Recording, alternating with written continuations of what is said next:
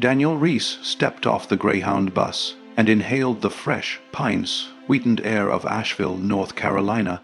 The cool autumn breeze nipped at his skin, but after 2 years in the scorching heat of a Middle Eastern desert, it felt like heaven. He was finally home.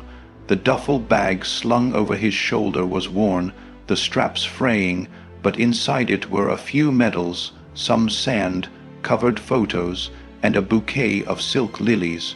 Real ones wouldn't have lasted the trip. These would have to do. He had imagined this moment 1,000 times in the darkest corners of foreign lands.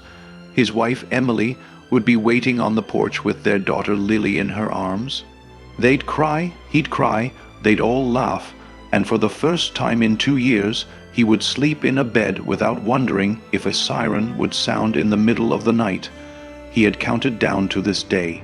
In the trenches, under the punishing sun, he'd look at their photo and remind himself, one day closer, Emily's letters had started off warm and loving, full of stories about Lily's first steps, her school, and their plans for the future. But over time, they had grown distant, less frequent, less personal. Still, Daniel never stopped believing in the reunion that had kept him alive.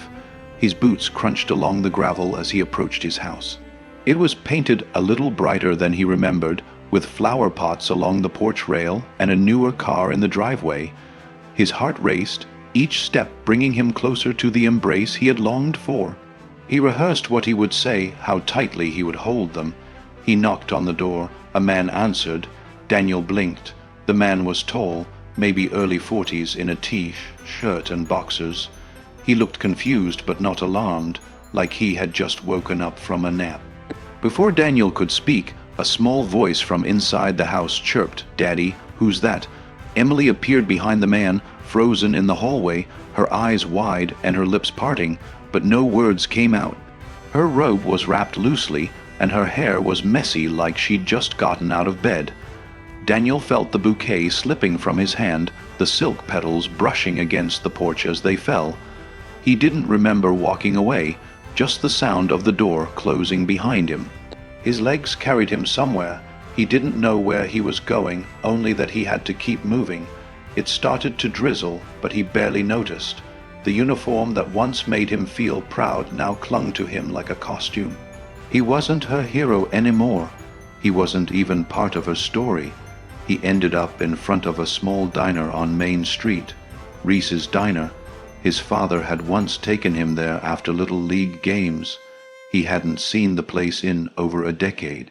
He opened the door and stepped inside, the bell overhead jingling like a memory. The woman behind the counter looked up from her notepad.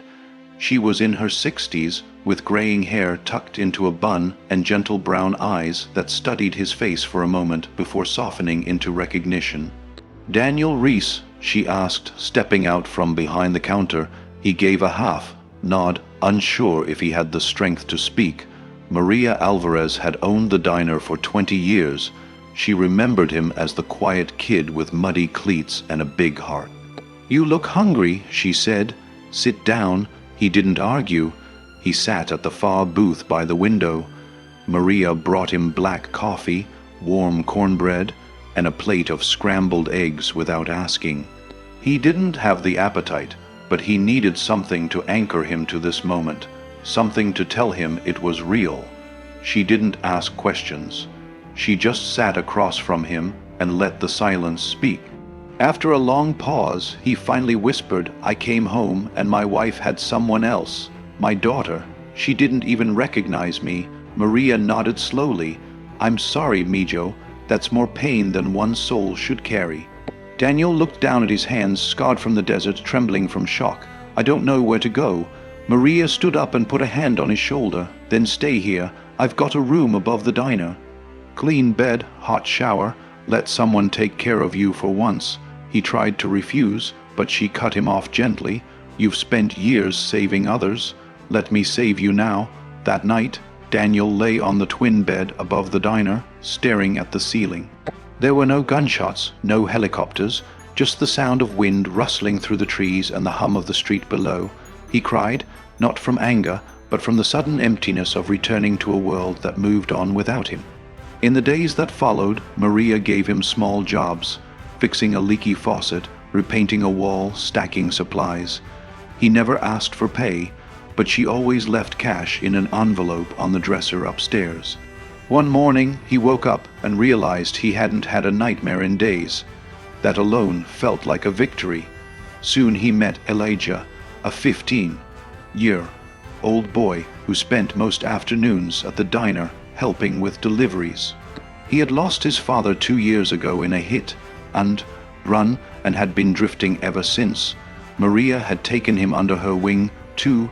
"You and Elijah are more alike than you think," she told Daniel, two hearts trying to find a place to heal.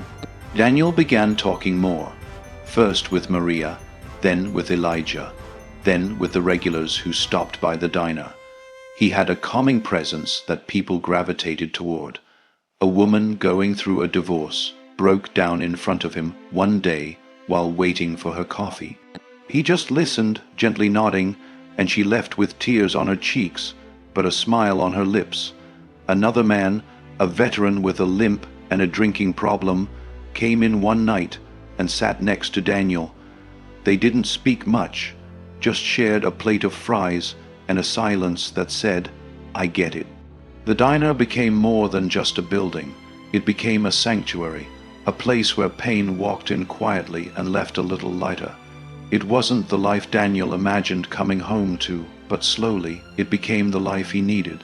The pain didn't vanish, but it became lighter, easier to carry when others shared the weight. One afternoon, while helping Elijah with some schoolwork, the boy asked, "Do you ever miss your old life?" Daniel looked out the window, watching cars pass by. "I miss the people," he said, "the ones I served with, the way we looked out for each other, that feeling of purpose." "You do that here too," Elijah said. "You look out for me, and Miss Maria, and everyone who walks in that door." Daniel smiled. He hadn't realized it, but the boy was right. He was still serving, just in a different kind of uniform now. Months passed. Autumn gave way to winter, and the diner became a hub of warmth for the neighborhood. One day, Maria called Daniel and Elijah into the kitchen. She looked tired but happy. "I'm retiring," she said. "I've been dreaming about my sister's little farm in Mexico. Time for me to go plant tomatoes and argue with chickens." Daniel laughed. "You deserve that." She held out a small envelope. Inside was the deed to the diner. "I want you to have it," she said. "You turned this place into a home again, for me, for Elijah, for everyone." Daniel shook his head in disbelief. "I can't accept this." "Yes, you can," she insisted, "and you will, because this place doesn't need a cook. It needs a heart, and you've got the biggest one I've ever seen." That night, the diner hosted a small fundraiser for the local shelter. Lights twinkled from the windows. Music played softly in the background. Elijah stood on a chair with a microphone and made a short speech. "Mr. Daniel showed me what a real hero is. Not just someone who goes to war, but someone who keeps showing up when life knocks them down. Someone who listens, who cares, who stays." Daniel's throat tightened as he looked around the room. Faces smiled back at him, people he hadn't known a year ago, people who now felt like family. He thought of Emily and Lily. He still loved his daughter and always would. He'd write letters, send birthday gifts, try to stay connected from a distance. But he no longer needed to hold on to the life that had let him go. He had a new one now, one built not on promises that broke, but on kindness that healed. After the crowd left, Maria hugged him one last time before her flight the next morning. Elijah locked up the diner, and Daniel stood alone in the quiet, the sign above the door glowing in the dark. Reese's Diner. For the first time in a long time, Daniel Reese didn't feel like a man who had lost everything.